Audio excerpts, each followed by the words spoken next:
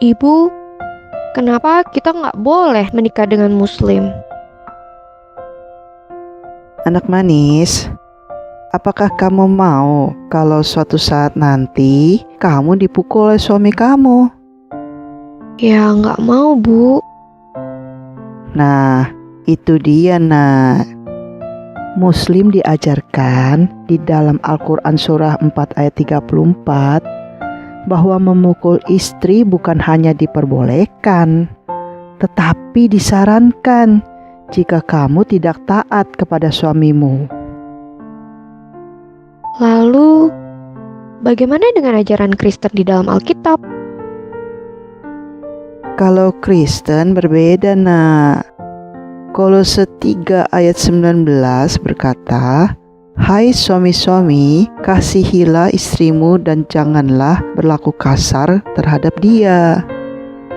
Bahkan di dalam Efesus 5 ayat 25-28 dikatakan, "Hai suami, kasihilah istrimu sebagaimana Kristus telah mengasihi jemaat dan telah menyerahkan dirinya baginya untuk menguduskannya, sesudah ia menyucikan dan memandikannya dengan air dan firman, supaya dengan demikian ia menempatkan jemaat di hadapan dirinya dengan cemerlang, tanpa cacat atau kerut atau yang serupa itu, tetapi supaya jemaat kudus dan tidak bercela.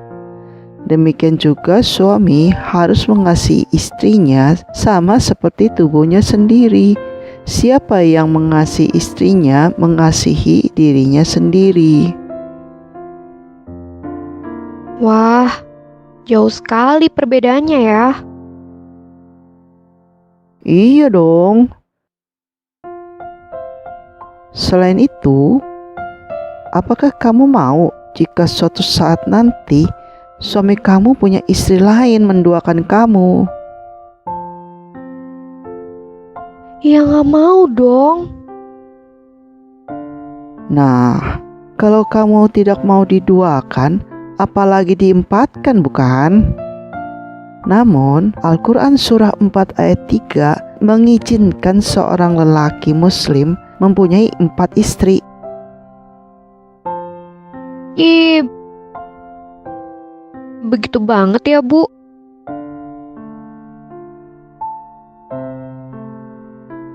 Tapi, kalau ada seorang wanita yang benar-benar mencintai seorang pria muslim, sampai dia rela dipukulin dan dipoligami, bagaimana?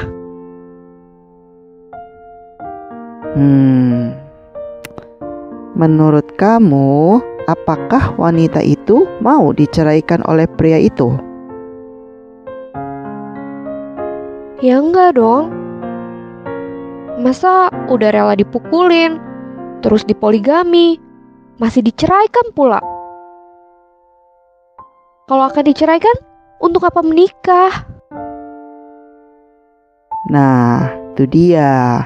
Umat muslim diperbolehkan untuk bercerai. Bahkan diceritakan di dalam Al-Quran surah 33 ayat 37 bahwa Tuhannya umat muslim membuat seseorang yang bernama Zaid untuk menceraikan istrinya, lalu memberikan bekas istrinya itu kepada orang lain. Wah, mengerikan banget ya, Bu. Kalau di Kristen bagaimana? Kalau di Kristen, perceraian itu dilarang. Yesus berkata di dalam Matius 5 ayat 32, "Setiap orang yang menceraikan istrinya kecuali karena zina, ia menjadikan istrinya berzina. Dan siapa yang kawin dengan perempuan yang diceraikan, ia berbuat zina." Kemudian dikatakan di dalam Matius 19 ayat 9, "Barang siapa menceraikan istrinya kecuali karena zina, lalu kawin dengan perempuan lain, ia berbuat zina." Dan dikatakan di dalam Markus 10 ayat 11-12, Barang siapa menceraikan istrinya lalu kawin dengan perempuan lain, ia hidup dalam perzinahan terhadap istrinya itu. Dan jika si istri menceraikan suaminya dan kawin dengan laki-laki lain, ia berbuat zina. Tapi kenapa umat Kristen banyak yang KDRT dan kawin cerai juga? Tentu saja ada juga umat Kristen yang KDRT dan kawin cerai, walaupun sudah jelas dilarang dalam agama Kristen. Tetapi perbedaannya adalah umat Kristen yang KDRT dan kawin cerai, mereka sedang melanggar ajaran agamanya. Sedangkan umat Muslim yang KDRT dan kawin cerai, mereka sedang menjalankan ajaran agamanya. Jelas ya? Jelas banget, Bu. Nah, jadi apakah kamu mau menikah dengan Muslim? Tentu aja aku nggak mau. Anak pintar. Apa syarat poligami?